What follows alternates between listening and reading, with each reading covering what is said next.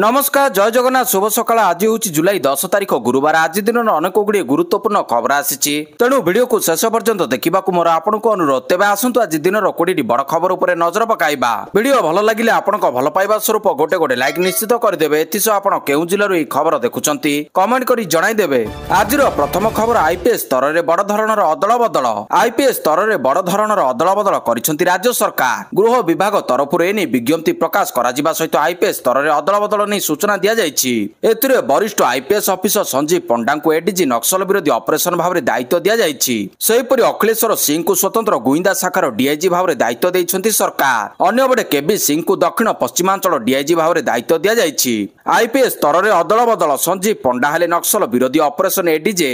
IPS स्तर में अदल बदल संजीव पंडा हेले नक्सल विरोधी ऑपरेशन एडीजी। अखिलेश्वर सिंह हेले स्वतंत्र गुइंदा शाखा डीआईजी। परवर्ती खबर पंचम अष्टम रे फेल हेले पुणी मिलिबो सुजोग। आउ नाही सबु श्रेणी रो पास व्यवस्था बदलिला स्कूल परीक्षा नियम। पंचम अष्टम श्रेणी पिलांक पई नुआ नियम लागू हैला। विद्यालय और गणशिक्षा विभाग पक्षरु एने विज्ञप्ति प्रकाश पाइछि। विज्ञप्ति अनुसार पंचम अष्टम पिलांक पई नुआ नियम होइछि। परीक्षा रे फेल हेले 2 मास रे पुनः परीक्षा देबे छात्र छात्री। पुणी फेल हेले सेही श्रेणी रे रहिबे। प्राथमिक शिक्षा न सरिबा जाय स्कूल रु विदा करा जिवो नाही। परवर्ती खबर मिशन गगनयान को बड़ सफलता। मिशन गगनयान को मिलिला बड़ सफलता। ISRO Gaganyaan service module propulsion system रो एक हॉट टेस्ट सफलतार सह करिछि। भारतीय महाकाश गवेषणा संगठन इसरो पक्षरु एनी सूचना मिलिछि। इसरो 3 जुलाई 2025 रे महेंद्रगिरी स्थित इसरो प्रपल्सन कॉम्प्लेक्सन आईपीआरसी रे Gaganyaan service module propulsion system SMPS रो 2टी हॉट परीक्षण सफलतार सह करथिला। परवर्ती खबर इशारा देले मनमोहन खूब शीघ्र बदलिबो मंत्रिमंडल। राज्य रे खूब शीघ्र मंत्रिमंडल हेबो संप्रसारण एने स्पष्ट करछंती राज्य सभापति मनमोहन सामल। केंद्र सह एने आलोचना हेबा सह अनेक निष्पत्ति ग्रहण करा जायतिबा मनमोहन कहछंती। एथि सहित राज्य रे बोर्ड और निगम नियुक्ति नै पूर्वरु 2 थर बैठक सरितिबा बेले तालिका मध्ये प्रस्तुत करा जायछि। आउ किछि चर्चा आलोचना पर खूब शीघ्र निष्पत्ति नियाजिबो बोली गणमाध्यम को सूचना देइछंती राज्य सभापति। आगो को नुआ टीम सह कार्य करिवे राज्य सभापति मनमोहन सामल। युवक वरिष्ठक सह समन्वय रखी नुआ राज्य टीम गठन हेबो। समस्त वर्गों को गुरुत्व देई दल पई नुआ टीम कार्य करिवो बोली से कहछंती। तबे मनमोहन को नै एबे भारी चर्चा। परवर्ती खबर एथरो डिजिटल जनगणना।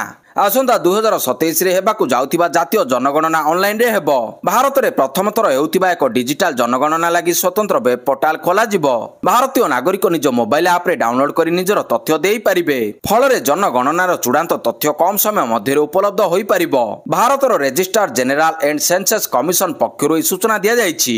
कुहा जायछि जे 2टी पर्याय रे डिजिटल सेंसस हेबो एवं तथ्य संग्रह पई प्रथम थर लागि एभली टेक्नोलोजी रो व्यवहार करा जिवो। भारतीय नागरिक माने निजर तथ्य दाखल करबा खेणी या सेंट्रल सर्भर को चली जिवो। जनगणना प्रक्रिया समाप्त होबार गोटे वर्ष भितर चूड़ांत तथ्य उपलब्ध होई जिवो। पूर्व जनगणना मानकरे चूड़ांत तथ्य पाइबा लागि 2 ରୁ 3 वर्ष लागि जाउथुला। एथरो किंतु आ बेसी दिन अपेक्षा करबाकू पड़िबो नाही। परवर्ती खबर पक्षी माड़ हेबारु जरूरी अवतरण कला इंडिगो विमान। यात्री सुरक्षित। इंडिगो विमान रहेला जरूरी अवतरण। बिहार पटना रु दिल्ली अभिमुखी आसुतिबा इंडिगो विमान कला जरूरी अवतरण। मझी आकाश रे पक्षी सह माड़ हेबारु विमानर जरूरी अवतरण करा जायछि। इंडिगो विमान नंबर 650096 पक्षीमाड़ होइतिबारु पाटना जयप्रकाश नारायण अंतर्जातीय विमानबंदर रे सुरक्षित अवतरण करा जायछि।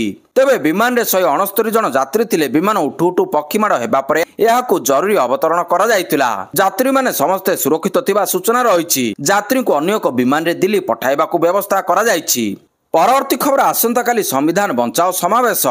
आसंता काली अर्थात 11 तारिख रे कांग्रेस रो संविधान बंचाओ समावेश भुवनेश्वर बरमुंडा पड़िया रे हेबो कांग्रेस रो समावेश। सूचना देले पीसीसी सभापति भक्त चरण दास।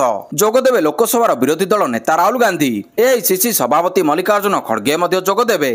वरिष्ठ नेता केसी वेणुगोपाल मध्य जोगदेबे। 2024 निर्वाचन वर्षे पर चलचंचल होइछंती राज्यर 3टी प्रमुख राजनैतिक दल।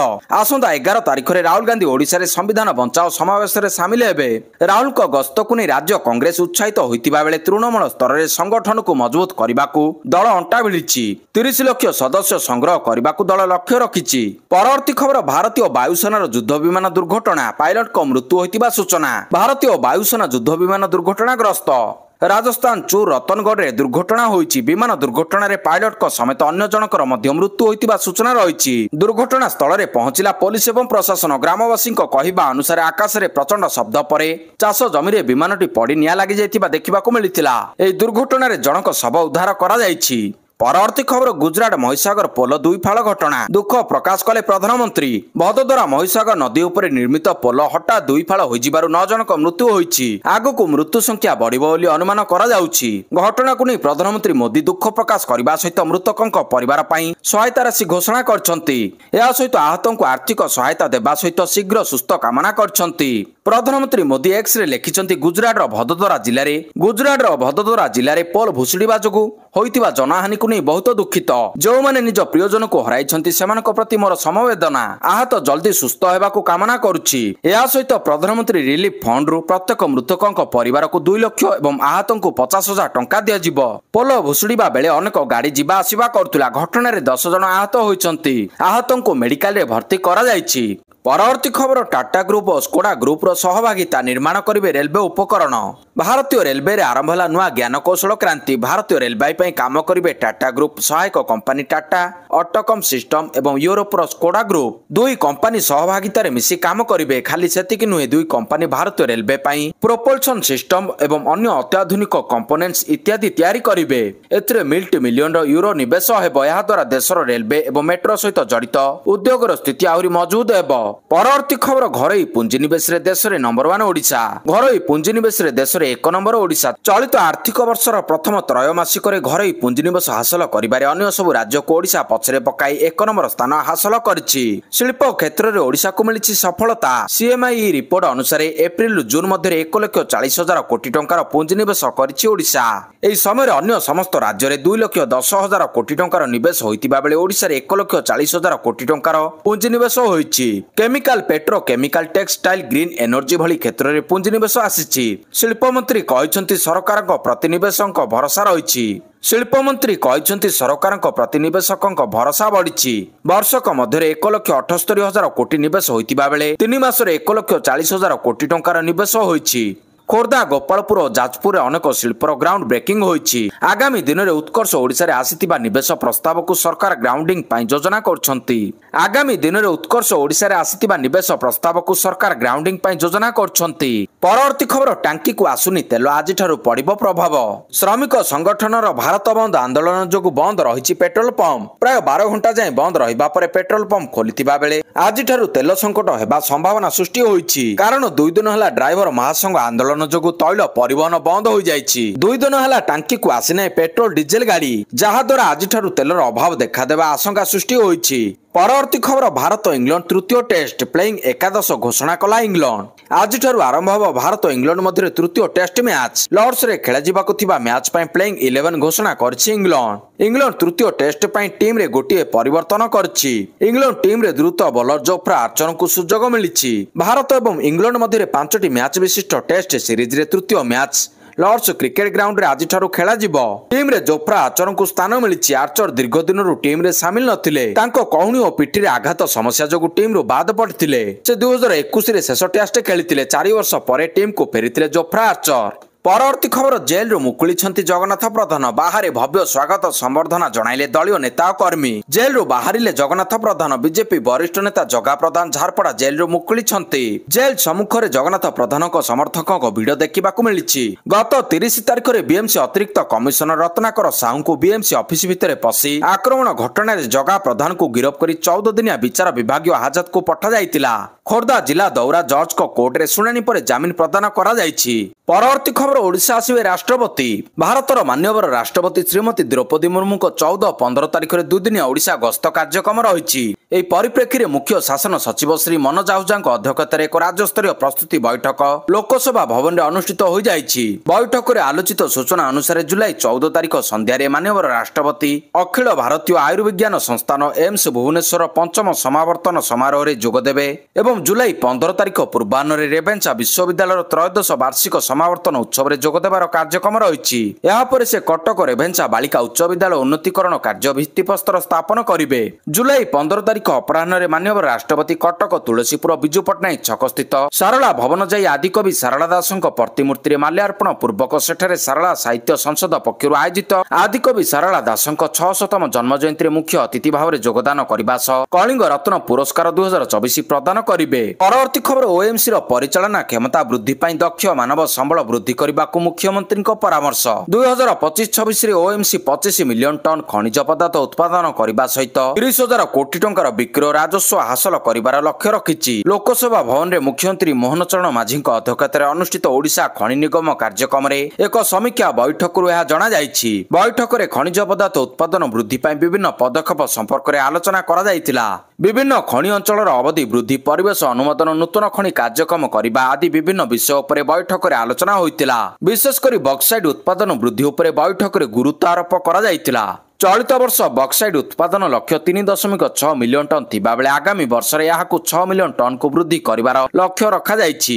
ଖଣି ଅଞ୍ଚଳର ଲୋକମାନଙ୍କ ଜୀବିକା ସୃଷ୍ଟି ଓ ସେମାନଙ୍କ ଜୀବନଶୈଳୀରେ ଉନ୍ନତି ପାଇଁ ଓଏମସି ପକ୍ଷରୁ ଅଧିକ ପଦକ୍ଷେପ ନିଆଯିବାର ଆବଶ୍ୟକତା ରହିଛି ବୋଲି ମୁଖ୍ୟମନ୍ତ୍ରୀ କହିଛନ୍ତି। ପରବର୍ତ୍ତୀ ଖବର ସମାଜର ଆକାଂକ୍ଷା ଏବଂ ଉର୍ଜା ଆବଶ୍ୟକତା ପୂରଣ କରିବା ଦିଗରେ ଭାରତ ଅଗ୍ରସର କହିଲେ ଧର୍ମେନ୍ଦ୍ର ପ୍ରଧାନ। ଭାରତ ବିଶ୍ୱର ତୃତୀୟ ସର୍ବବୃହତ ଉର୍ଜା ବ୍ୟବହାରକାରୀ ରାଷ୍ଟ୍ର। ଏହି ପରିପ୍ରେକ୍ଷୀରେ ଆମ ସମାଜର ଆକାଂକ୍ଷା ଏବଂ ଉର୍ଜା ଆବଶ୍ୟକତା ପୂରଣ କରିବା ସହିତ 2070 ସୁଦ୍ଧା ଭାରତ ଶୂନ୍ୟ ଅଙ୍ଗାରକାମ୍ଳ ପ୍ରତିବନ୍ଧତା ହାସଲ କରିବା ଦିଗରେ ଅଗ୍ରସର ବୋଲି ବୁଧବାର ଆଇଆଇଟି ଦିଲ୍ଲୀରେ ଆୟୋଜିତ ଭବିଷ୍ୟତରେ ପ୍ରସ୍ତୁତ ଶକ୍ତି ଶିକ୍ଷା ସୁଯୋଗ ଏବଂ ଚ୍ୟାଲେଞ୍ଜ ଶୀର୍ଷକ ଜାତୀୟ କର୍ମଶାଳାରେ ଯୋଗଦେଇ କେନ୍ଦ୍ର ଶିକ୍ଷାମନ୍ତ୍ରୀ ଧର୍ମେନ୍ଦ୍ର ପ୍ରଧାନ କହିଛନ୍ତି। ଏହି ସମ୍ମିଳନୀରେ ସେ କହିଛନ୍ତି ଯେ ଆମକୁ ସ୍ମାର୍ଟ ରଣନୀତି ପ୍ରସ୍ତୁତ କରିବାକୁ ପଡ଼ିବ, ଯାହା ଜ୍ଞାନର ସମନ୍ୱୟରେ ସମାଜ ପାଇଁ ଲାଭଦାୟକ ହେବ। ଆଇଆଇଟି ଦିଲ୍ଲୀ ଉର୍ଜା ଶିକ୍ଷା ପାଇଁ ଭବିଷ୍ୟତର ପଥ ସୃଷ୍ଟି କରିବା ପାଇଁ ଏକ ଆବଶ୍ୟକ ପଦକ୍ଷେପ ଗ୍ରହଣ କରୁଛି, ଯାହା ପ୍ରଶଂସନୀୟ ଅଟେ। ପରବର୍ତ୍ତୀ ଖବର ନାମ୍ବିଆରେ ଉଦ୍ୟୋଗ ବିକାଶ କେନ୍ଦ୍ର ସ୍ଥାପନ କରିବ ଭାରତ। ନାମ୍ବିଆରେ ଏକ ଉଦ୍ୟୋଗ ବିକାଶ କେନ୍ଦ୍ର ସ୍ଥାପନ ପାଇଁ ପ୍ରଧାନମନ୍ତ୍ରୀ ନରେନ୍ଦ୍ର ମୋଦିଙ୍କ ଉପସ୍ଥିତିରେ ଉଭୟ ଦେଶ ମଧ୍ୟରେ ବୁଝାମଣା ପତ୍ର ସ୍ୱାକ୍ଷରିତ ହୋଇଛି। ଉଭୟ ଦେଶ ସ୍ୱାସ୍ଥ୍ୟ ଏବଂ ଔଷଧ କ୍ଷେତ୍ରରେ ସହଯୋଗ ପାଇଁ ମଧ୍ୟ ବୁଝାମଣା ପତ୍ର ମଧ୍ୟ ସ୍ୱାକ୍ଷରିତ କରିଛନ୍ତି। କେନ୍ଦ୍ରୀୟ ଔଷଧ ଗବେଷଣା ପ୍ରତିଷ୍ଠାନ ଏବଂ ଗ୍ଲୋବାଲ ବାୟୋଫୁଏଲ୍ସ ଆଲାଏନ୍ସରେ ନାମ୍ବିଆର ଯୋଗଦାନ ପାଇଁ ସ୍ୱୀକୃତି ପତ୍ର ମଧ୍ୟ ଉପସ୍ଥାନ କରାଯାଇଛି। ନାମ୍ବିଆର ରାଜଧାନୀ ୱିଣ୍ଡ ହୋକ୍ର ଷ୍ଟେଟ୍ ହାଉସରେ ପ୍ରଧାନମନ୍ତ୍ରୀ ନରେନ୍ଦ୍ର ମୋଦି ଏବଂ ନାମ୍ବିଆର ରାଷ୍ଟ୍ରପତି ନେଟୁମ୍ବ ନନ୍ଦୀ ନୈଦତାଙ୍କ ମଧ୍ୟରେ ପ୍ରତିମଣ୍ଡଳୀ ସ୍ତରୀୟ ଆଲୋଚନା ପରେ ବୁଝାମଣା ପତ୍ର ସ୍ୱାକ୍ଷରିତ ହୋଇଛି। ଗୁରୁତ୍ୱପୂର୍ଣ୍ଣ କ୍ଷେତ୍ରରେ ସହଯୋଗର ନୂତନ କ୍ଷେତ୍ର ଅନୁସନ୍ଧାନ କରି ଦୁଇ ଦେଶ ମଧ୍ୟରେ ଆର୍ଥିକ ସହଭାଗିତାକୁ ଆହୁରି ଘନିଷ୍ଠ କରିବା ପାଇଁ ଆଲୋଚନା ହୋଇଥିଲା। ପରବର୍ତ୍ତୀ ଖବର ଭାରତରେ ସ୍ୟାଟେଲାଇଟ୍ ଇଣ୍ଟରନେଟ୍ ପାଇଁ ଏଲନ୍ ମସ୍କ ଷ୍ଟାରଲିଙ୍କକୁ ଅନୁମୋଦନ ମିଳିଲା। ଭାରତର ଡିଜିଟାଲ ସଂଯୋଗୀକରଣ ଲକ୍ଷ୍ୟକୁ ଏକ ବଡ଼ ପ୍ରୋତ୍ସାହନ ମିଳିଛି। ଭାରତୀୟ ମହାକାଶ ପ୍ରୋତ୍ସାହନ ଓ ଅନୁମୋଦନ କେନ୍ଦ୍ର ଆଇଏନ୍ଏସ୍ ସ୍ପେସେସ୍ ନୂଆଦିଲ୍ଲୀ ସ୍ଥିତ MS Starlink satellite communication private limited SSCPL କୁ ଏଲିଓ ସ୍ୟାଟେଲାଇଟ୍ କନଷ୍ଟେଲେସନ ମାଧ୍ୟମରେ ସ୍ୟାଟେଲାଇଟ୍ ଯୋଗାଯୋଗ ସେବା ପ୍ରଦାନ କରିବାକୁ ଔପଚାରିକ ଅନୁମୋଦନ ଦେଇଛି। ଏହି ଅନୁମୋଦନ ଜାରି ତାରିଖଠାରୁ 5 ବର୍ଷ ବା ଜେନ୍ 1 କନଷ୍ଟେଲେସନ କାର୍ଯ୍ୟକାରୀ ଆୟୁଷ ଶେଷ ହେବା ପର୍ଯ୍ୟନ୍ତ ବଳବତ୍ତର ରହିବ। ଏହା ଭାରତର ଦୂରଗାମୀ ଅଞ୍ଚଳ ଗୁଡ଼ିକରେ ଉଚ୍ଚ ଗତିର ସ୍ୟାଟେଲାଇଟ୍ ଇଣ୍ଟରନେଟ୍ ପହଞ୍ଚାଇବା ଦିଗରେ ଏକ ଗୁରୁତ୍ୱପୂର୍ଣ୍ଣ ପଦକ୍ଷେପ। ପରବର୍ତ୍ତୀ ଖବର ଟ୍ରମ୍ପଙ୍କୁ ଡ୍ରୋନ୍ ହମଲାର ଧମକ। ଇରାନର ବରିଷ୍ଠ ଅଧିକାରୀଙ୍କୁ ଖୋଲା ଚେତାବନୀ। ଇରାନର ସର୍ବୋଚ୍ଚ ନେତା ଅତାଲିଉ ଖେମେନେଇଙ୍କ ଘନିଷ୍ଠ ପରାମର୍ଶଦାତା ଜାଭାଦ ଲାରିଜାନି ଆମେରିକାର ରାଷ୍ଟ୍ରପତି ଡୋନାଲ୍ଡ ଟ୍ରମ୍ପଙ୍କୁ ଖୋଲାଖୋଲି ଧମକ ଦେଇଛନ୍ତି। ଲାରିଜାନି କହିଛନ୍ତି ଟ୍ରମ୍ପ ଯେତେବେଳେ ତାଙ୍କର ଫ୍ଲୋରିଡା ସ୍ଥିତ ବିଳାସପୂର୍ଣ୍ଣ ବାସଭବନ ମାରେ ଲୋଗୋରେ ସୂର୍ଯ୍ୟକିରଣ ଶୋଇଥାନ୍ତି, ସେତେବେଳେ ଏକ ଛୋଟ ଡ୍ରୋନ୍ ତାଙ୍କ ଉପରେ ଆକ୍ରମଣ କରିପାରେ। ଇରାନ ଇଣ୍ଟରନ୍ୟାସନାଲ ସୂତ୍ର ଅନୁସାରେ ଲାରିଜାନି ଏକ ଟେଲିଭିଜନ ସାକ୍ଷାତକାରରେ କହିଛନ୍ତି ଟ୍ରମ୍ପଙ୍କ କାର୍ଯ୍ୟ ତାଙ୍କୁ ଏକ ଲକ୍ଷ୍ୟସ୍ଥଳରେ ପରିଣତ କରିଛି। ପରବର୍ତ୍ତୀ ଖବର ତିନି ପଡ଼ୋଶୀଙ୍କର ଗୋଟିଏ ଷଡ଼ଯନ୍ତ୍ର, ଭାରତର ସୁରକ୍ଷା ବିପଦରେ ଅଛି କହିଲେ ସିଡିଏସ୍। ଭାରତର ପ୍ରତିରକ୍ଷା ମୁଖ୍ୟ ସିଡିଏସ୍ ଜେନେରାଲ ଅନିଲ ଚୌହାନ ଆଶଙ୍କା ପ୍ରକାଶ କରିଛନ୍ତି ଯେ ଚୀନ, ପାକିସ୍ତାନ ଏବଂ ବାଂଲାଦେଶ ନିଜ ନିଜ ସ୍ୱାର୍ଥ ପାଇଁ ପରସ୍ପର ଆଡ଼କୁ ଢଳିବା ଭାରତ ସ୍ଥିରତା ଏବଂ ସୁରକ୍ଷା ଉପରେ ଗମ୍ଭୀର ପ୍ରଭାବ ପକାଇପାରେ। ସେ କହିଛନ୍ତି ଚୀନ ଉତ୍ତର ସୀମାରେ ସିଧାସଳଖ ମୁକାବିଲା କରିବା ଅପେକ୍ଷା ପଡ଼ୋଶୀ ଦେଶ ପାକିସ୍ତାନକୁ ଭାରତକୁ କ୍ଷତି ପହଞ୍ଚାଇବା ପାଇଁ ବ୍ୟବହାର କରିବାକୁ ପସନ୍ଦ କରୁଛି। ଫଳରେ ତିନି ପଡ଼ୋଶୀଙ୍କର ଗୋଟିଏ ଷଡ଼ଯନ୍ତ୍ର ରହିଛି, ତାହା ହେଉଛି ଭାରତ ଉପରେ ଆକ୍ରମଣ କରିବା। ଅବଜର୍ଭର ରିସର୍ଚ୍ଚ ଫାଉଣ୍ଡେସନ ଦ୍ୱାରା ଆୟୋଜିତ ଏକ ଥିଙ୍କ ଟ୍ୟାଙ୍କ କାର୍ଯ୍ୟକ୍ରମରେ ତାଙ୍କ ଭାଷଣରେ ଜେନେରାଲ ଅନିଲ ଚୌହାନ 7 ରୁ 10 ମେରେ ଭାରତ ଏବଂ ପାକିସ୍ତାନ ମଧ୍ୟରେ ହୋଇଥିବା ସାମରିକ ସଂଘର୍ଷର ଉଲ୍ଲେଖ କରିଥିଲେ ଏବଂ କହିଥିଲେ ଯେ ଏହା ହୁଏତ ପ୍ରଥମ ଥର ଥିଲା ଯେତେବେଳେ ଦୁଇଟି ପରମାଣୁ ଅସ୍ତ୍ରଶସ୍ତ୍ର ସମ୍ପନ୍ନ ଦେଶ ସିଧାସଳଖ ଏକ ସଂଘର୍ଷରେ ଜଡ଼ିତ ହୋଇଥିଲେ। ପରବର୍ତ୍ତୀ ଖବର ବିଜେଡି ଛାଡ଼ିଲେ ସୁନିତା ବିଶ୍ୱାଳ, ଦଳର ସୁପ୍ରିମୋଙ୍କୁ ପଠାଇଲେ ପତ୍ର। ବିଜୁ ଜନତା ଦଳ ବିଜେଡିକୁ ପୁଣି ଥରେ ଏକ ବଡ଼ ଝଟକା ଲାଗିଛି। ସୁନିତା ବିଶ୍ୱାଳ ଦଳରୁ ବୁଧବାର ଇସ୍ତଫା ଦେଇଛନ୍ତି। ସେ ବିଜେଡିର ପ୍ରାଥମିକ ସଦସ୍ୟତା ପଦରୁ ଇସ୍ତଫା ଦେଇଥିବା ଜଣାପଡ଼ିଛି। ତେବେ ବ୍ୟକ୍ତିଗତ କାରଣ ଦର୍ଶାଇ ସେ ବିଜେଡି ସୁପ୍ରିମୋ ନବୀନ ପଟ୍ଟନାୟକଙ୍କୁ ଇସ୍ତଫା ପତ୍ର ପଠାଇଛନ୍ତି। ସୁନିତା 2019 ନିର୍ବାଚନରେ ସୁନ୍ଦରଗଡ଼ ଆସନରୁ ଲଢ଼ିଥିଲେ। ପୂର୍ବତନ ମୁଖ୍ୟମନ୍ତ୍ରୀ ହେମେନ୍ଦ୍ର ବିଶ୍ୱାଳଙ୍କ ଝିଅ ସୁନିତା ବିଶ୍ୱାଳ 2019 ମସିହା ନିର୍ବାଚନରେ ସେ ସୁନ୍ଦରଗଡ଼ ଲୋକସଭା ଆସନରୁ ବିଜେଡିରୁ ପ୍ରାର୍ଥୀ ହୋଇଥିଲେ। ସେବେ ପ୍ରାୟ 2,77,000 ଭୋଟ ପାଇଥିଲେ।